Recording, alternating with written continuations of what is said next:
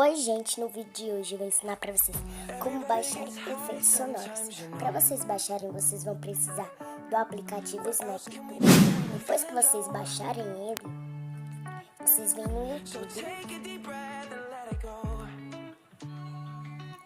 e vão pesquisar por efeitos sonoros. Vai aparecer vários, esse canal é só de efeitos sonoros.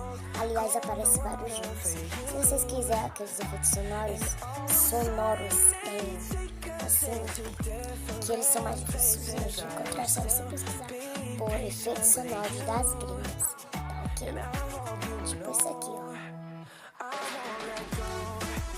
Agora a Seda adicionou o poder da máscara de tratamento em toda a linha de condicionadores Seda, restaurando a força dos seus cabelos em 1 minuto para a vida continuar demais. Experimente os tratamentos condicionadores Seda. Onde começa a transição.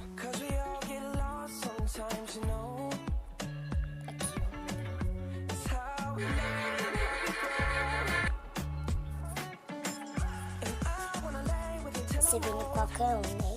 Esse aqui é o original. Aí vocês botam em pausa e vem compartilhar. Aí vai aparecer isso, aí você vem copiar link, vai aparecer esse negocinho, você aperta. Depois de você apertar, vai aparecer assim, baixar o vídeo como música, aí você vem música, formato e pronto, já vai estar baixando, gente. Viu como é super simples e rápido e fácil? Então, foi esse o vídeo. Eu espero muito que vocês tenham gostado. Se vocês gostaram, deixe o seu joinha e se inscreva no canal. E não esqueça de ativar o sininho das notificações. Um beijo, tchau!